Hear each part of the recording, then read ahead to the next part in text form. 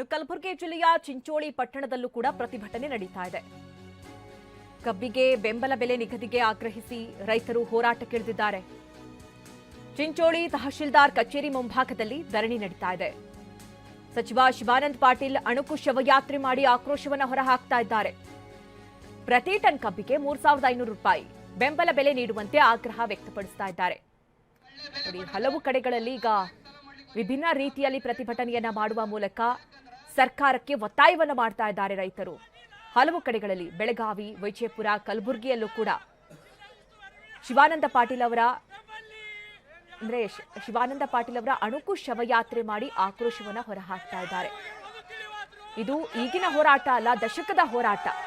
ಹಿಂದೆಯೂ ಕೂಡ ಇದೇ ಕಬ್ಬು ಬೆಲೆ ನಿಗದಿ ಮಾಡಬೇಕು ಅನ್ನುವಂಥ ಕಾರಣಕ್ಕಾಗಿ ಹೋರಾಟ ಮಾಡ್ತಲೇ ಬಂದಿದ್ದಾರೆ. ಆದರೆ ಸರ್ಕಾರ ನಮ್ಮ ಮನವಿಯನ್ನ ಪುರಸ್ಕಾರ ಮಾಡ್ತಾ ಇಲ್ಲ. ಪದೇ ಪದೇ ರೈತರಿಗೆ ಅನ್ಯಾಯವಾಗ್ತಾ ಇದೆ.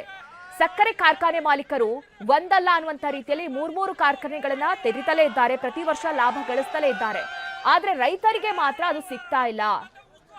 ಹಾಗಾಗಿ ಈ ಬಾರಿ 1 ಟನ್ ಕಬ್ಬಿನ ಬೆಳೆಗೆ 3,500 ರೂಪಾಯಿಯನ್ನ ನಿಗದಿ ಮಾಡಲೇಬೇಕು ಅನ್ನುವಂಥ ಒತ್ತಾಯವನ್ನ ರೈತರು ಮಾಡ್ತಾ ಇದ್ದಾರೆ.